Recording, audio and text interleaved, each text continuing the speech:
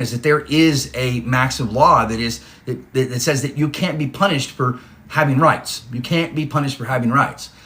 And so, if you have the right to an indictment by a grand jury because someone has an obligation to ensure that you have, or someone has an obligation to make sure that you have a jury trial, as codified in Amendment 6, as codified in Article 3, if you have the right to a trial by jury, that's your right because someone else has the obligation to do it. So, when they say to you, when a prosecutor says to you, well, you know what, if you plead guilty right now, and if you don't come and testify, and you don't defend yourself, and you don't make us have to actually, deliver on the obligations that we have, then we'll let you go right now. We'll if you sign a plea bargain, we'll let you go, you're free. But if you exercise your rights to defend yourself and make us actually have to do what we're already constitutionally obligated to do, you're going to get punished even more. And so the problem there is that you're absolutely 100% being punished for having a right, because that's what happens. With a plea bargain, they say, oh, well, if you don't come and testify, if you don't defend yourself, if you just say that you're guilty, regardless of whether you're guilty or not, if you do so, we'll let you go, or we'll reduce it, or we won't, have these charges. But if you choose to exercise your rights and defend yourself and make us have to do what we're actually constituted and obligated to do, we're going to punish you even more. We're going to add charges, or we're going to add time, or we're going to sentence you to the maximum amount. And that is absolutely 100% being punished for having a right. And you can never, ever be punished for having a right. They can't punish you for having a duty. You have to look at the necessary evil. Is it better to say this so that I don't have to serve the rest of my life in prison and I actually have an opportunity to get out? Well, he made a decision. And it's the same decision that millions of people across country do every single day. What happened to the nation that Benjamin Franklin spoke of when he said that it's better that 1,000 guilty go free than for one innocent man being made to suffer? That's not what we have in place today. We have a shift in the burden of proof. We have a shift in the presumption of guilt. And no one's presumed to be innocent because you're immediately arrested without even having the opportunity to be able to confront the accusations against you. You're treated as though you're guilty. You're locked up and forced into an institution because someone else said that you did something, and you've never had the opportunity to be able to confront those accusations against you. And at the end of the day, they don't want you to tell your side of the story, which is absolutely witness tampering, intimidation, coercion, and duress. There's witnesses on both sides. There's witnesses on the defense. There's witnesses on the prosecution, and all witnesses are protected from interference and tampering, intimidation, duress. So if you were to call up the prosecutor's witness, the accuser, and say to them, well, I'll shoot you if you come and testify, you'd go to prison for that. So how is that any different than the prosecutor coming to you directly or indirectly and saying, well, if you come and testify, I'm going to send you to prison for 20 years. You see, what they're doing is they're using an abuse of their powers in order to get you to do what they want through an abuse of, through duress, coercion, and intimidation. That is a crime. It's witness tampering, intimidation. Again, every single witness is protected. They're protected from these acts. And, part of my argument from the very beginning, and you guys got to understand that I am an expert in terrorism. I'm an expert in it. That's one of the specialties that I did in my forensics degree. And that's what I did when I was with intelligence. That's what I did when I was with Department of Energy. That's what I did when I was with my company. I dealt with terrorism.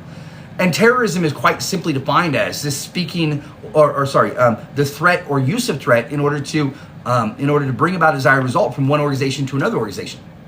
So when you use threats or intimidation to bring about a desired result from one group to another group, that is an act of terrorism.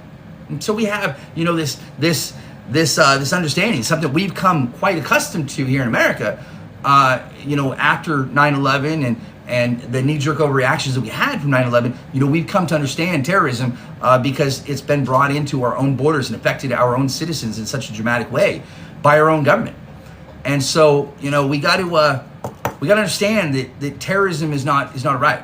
Terrorism can be emotional terrorism. Terrorism can be deprivation tactics that are designed to get you to comply with someone else's desired results. And that's exactly what happens every single day. But terrorism is a crime, and it's a pretty serious crime.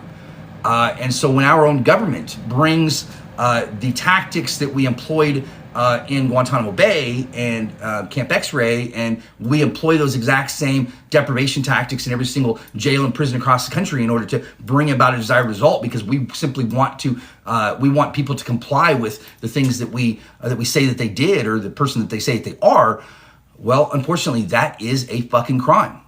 And it's disgusting at that, because the purpose of our government was not to oppress the people or to place them into a state of fear. And the purpose was to ensure happy life and through good government. If it's become easier for the government to find a crime, that's nothing compared to how easy it's become to prosecute one. Bobby Unser and Aaron Swartz are rarities these days for declining plea deals. In recent years, about 97% of felony convictions at the federal level and 94% of felony convictions at the state level have come by way of plea agreements. It's yet one more relatively new development in our criminal justice system. In his article, Plea Bargaining and Its History, Professor Albert Alschuler traced the history of plea bargaining and concluded that it was essentially unknown during most of the history of the common law. In fact, for many centuries, Anglo-American courts did not encourage guilty pleas, but actively discouraged them. That started to change around the end of the 19th century, but once again, transformational change came only in the latter half of the 20th. As one scholar recounted in 2005, while the federal guilty plea rate stayed flat during some periods and even declined significantly during the 1950s and 1960s, it experienced a relentless climb from the early 1970s. This newly aggressive reliance on plea bargaining to adjudicate guilt represents a radical shift for a nation that professes to value trial by jury as the gold standard for testing culpability.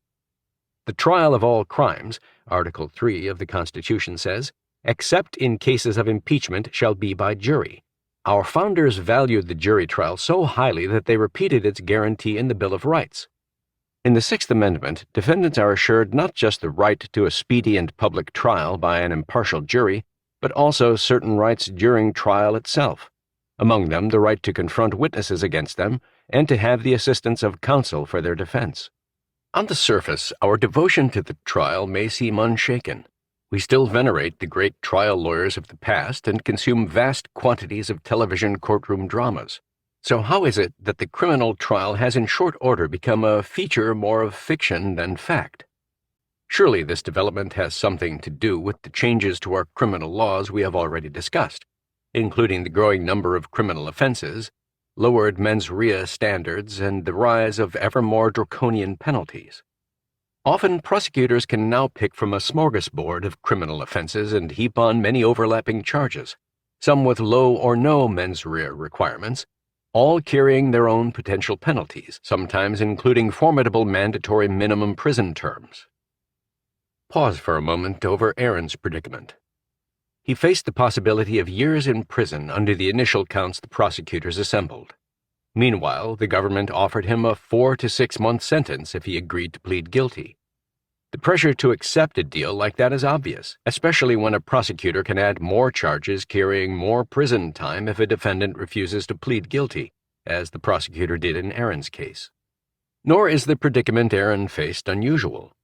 A 2018 study estimated that the average sentence a defendant receives for embezzlement after a federal trial is about 8 times as long as the sentence a defendant receives when he pleads guilty, 4.7 years versus 0.6.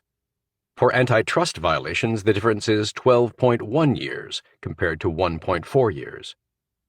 Much the same goes for many other offenses. Surveying the field, one federal judge has remarked that the sentences prosecutors are able to threaten if a defendant goes to trial can be so excessively severe they take your breath away. I am the storm, the thunder that rumbles the night. I am the lightning that blinds you when I strike. I rise for the fight, crushing any enemies in sight. I am the storm, the pressure gives me life. I am the storm, the pressure gives me life. I am the storm. I am the storm. I am the storm.